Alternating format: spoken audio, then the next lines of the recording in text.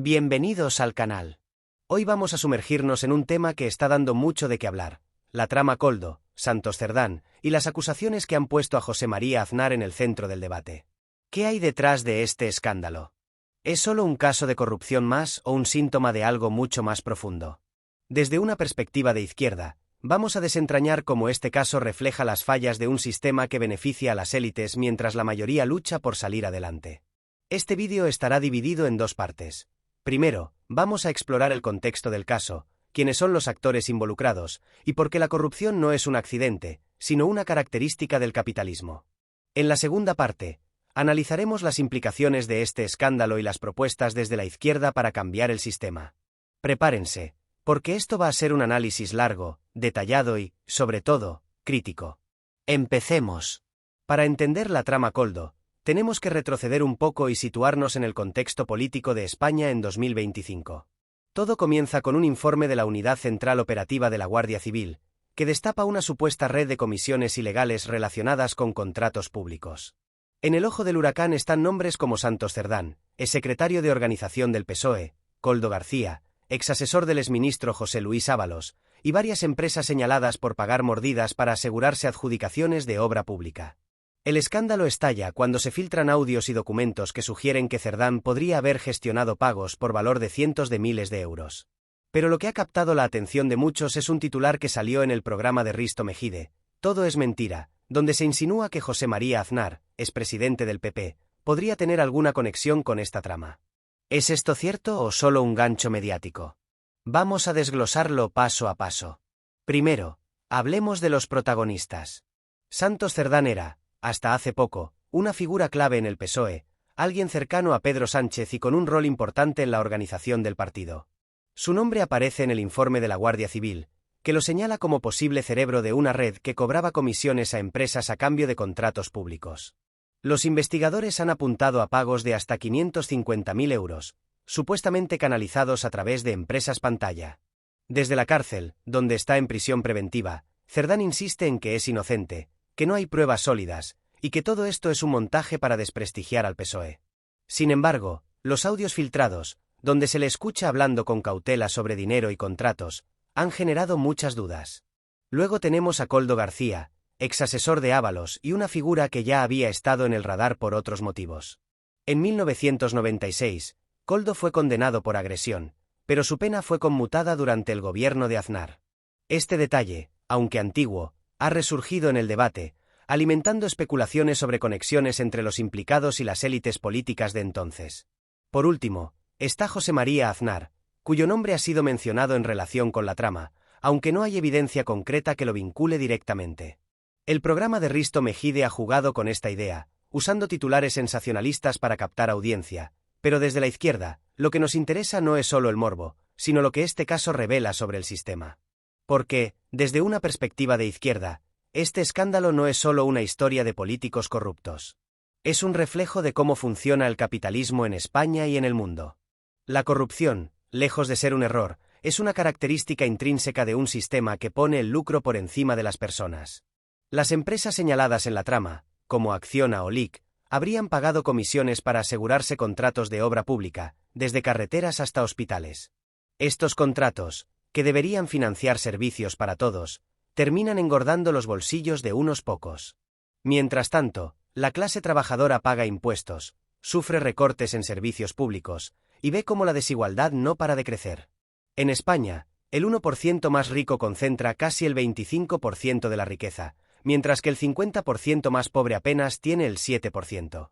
Esta brecha no es casualidad. Es el resultado de décadas de políticas neoliberales que han favorecido a las grandes empresas y a las élites políticas, ya sean del PP, del PSOE o de cualquier partido que juegue dentro de este sistema. Hagamos un poco de historia para entender cómo llegamos aquí. Desde los años 80, España abrazó el neoliberalismo, un modelo económico que promueve la privatización, la desregulación y la competencia a cualquier precio. Este modelo, impulsado por gobiernos de derecha como el de Aznar, pero también aceptado por el PSOE en muchos aspectos, creó un terreno fértil para la corrupción. Cuando el Estado entrega contratos millonarios a empresas privadas, sin una fiscalización estricta, se abren las puertas para los sobornos y las mordidas.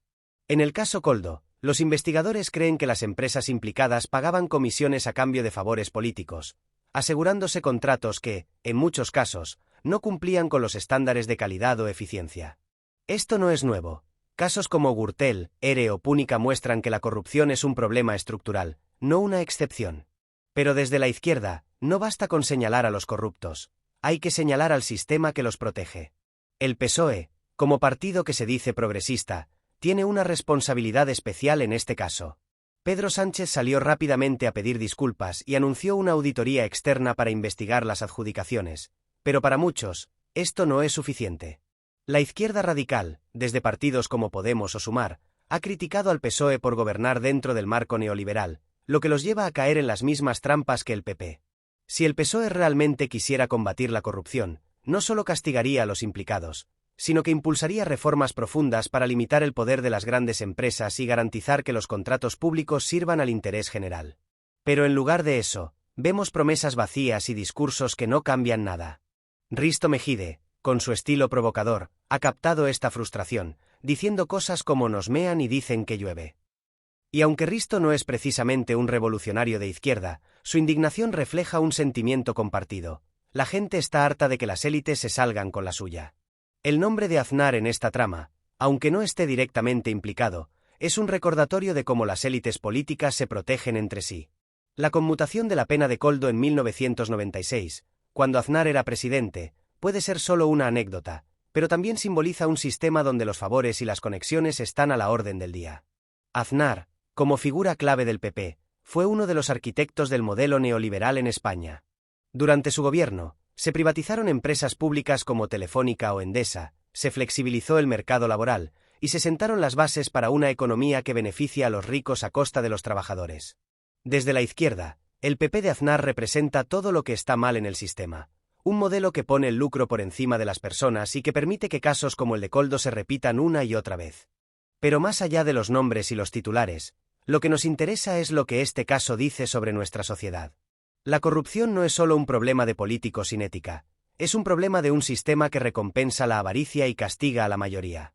Mientras las empresas implicadas en la trama amasan fortunas, los trabajadores enfrentan salarios estancados, contratos precarios y un sistema de salud y educación cada vez más debilitado. En 2025, España sigue siendo uno de los países más desiguales de Europa, y casos como este nos recuerdan por qué. Desde la izquierda, creemos que la solución no está en parches o en castigar a unos pocos corruptos, sino en transformar el sistema desde la raíz. Aquí termina la primera parte de nuestro análisis. Hemos visto cómo el caso Koldo, con nombres como Santos Cerdán, Koldo García y las menciones a Aznar, es más que un escándalo mediático, es un reflejo de un sistema roto.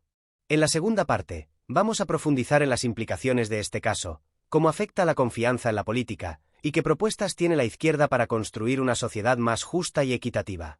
Si te ha gustado esta primera parte, déjanos un like, suscríbete y activa la campana para no perderte la continuación.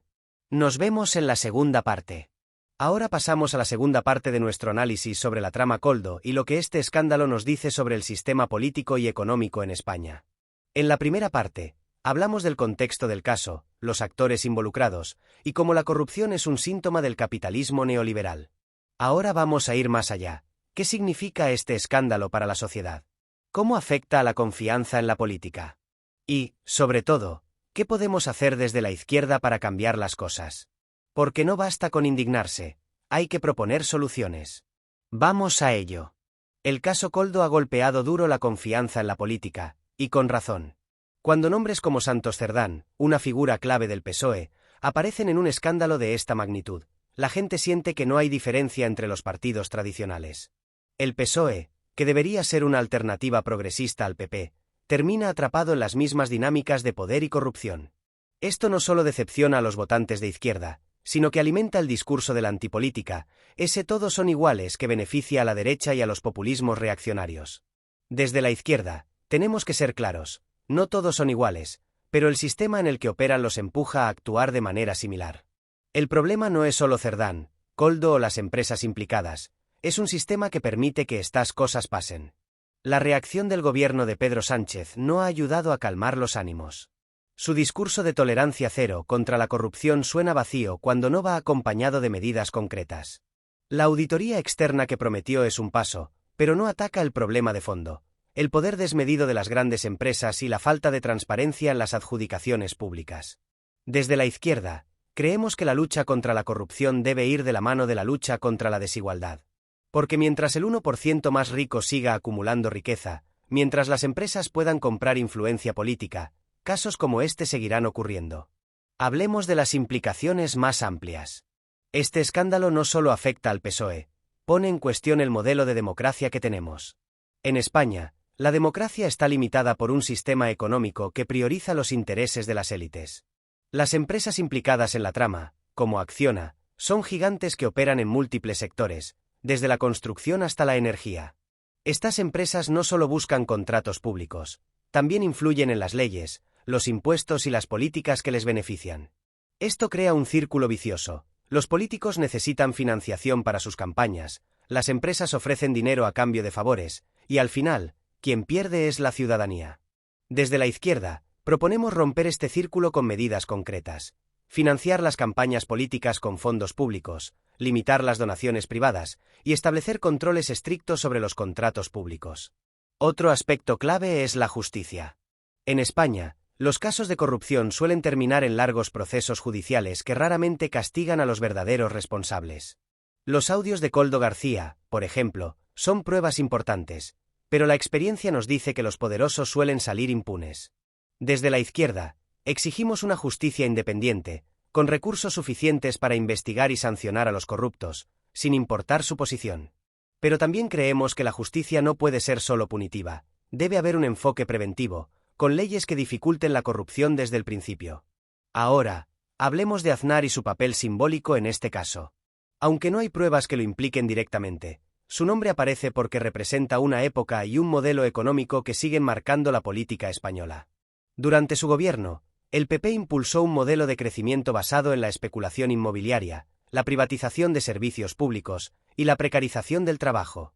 Estas políticas no solo aumentaron la desigualdad, sino que crearon un sistema donde la corrupción podía florecer. La izquierda debe recordar esta historia para no repetir los mismos errores. El PSOE, al gobernar dentro de este marco neoliberal, termina atrapado en contradicciones: promete justicia social, pero no cuestiona las estructuras que perpetúan la desigualdad. Desde la izquierda, también tenemos que hablar de la indignación popular. Programas como el de Risto Mejide han canalizado el malestar de una sociedad que se siente traicionada. Pero la indignación, por sí sola, no cambia nada. Necesitamos canalizarla hacia propuestas concretas. Aquí van algunas ideas desde la izquierda para abordar la corrupción y la desigualdad. Primero, un impuesto a las grandes fortunas, para redistribuir la riqueza y financiar servicios públicos. Segundo, una reforma del sistema de adjudicaciones públicas, con más transparencia y participación ciudadana. Tercero, una apuesta por la nacionalización de sectores estratégicos, como la energía o el transporte, para que no estén al servicio de las grandes empresas. Y cuarto, fortalecer los movimientos sociales y los sindicatos, que son los verdaderos motores del cambio. En conclusión, el caso Koldo es mucho más que un escándalo. Es un recordatorio de que vivimos en un sistema que protege a las élites y castiga a la mayoría. Desde la izquierda, no podemos quedarnos en la denuncia, tenemos que proponer una alternativa. Una sociedad más justa, más igualitaria, donde la corrupción no tenga cabida porque el poder esté en manos de la gente, no de los ricos. Gracias por acompañarnos en este análisis. Si te ha gustado, déjanos un like, suscríbete y comparte este vídeo. Juntos, podemos construir un futuro diferente. Hasta la próxima. Salud y lucha.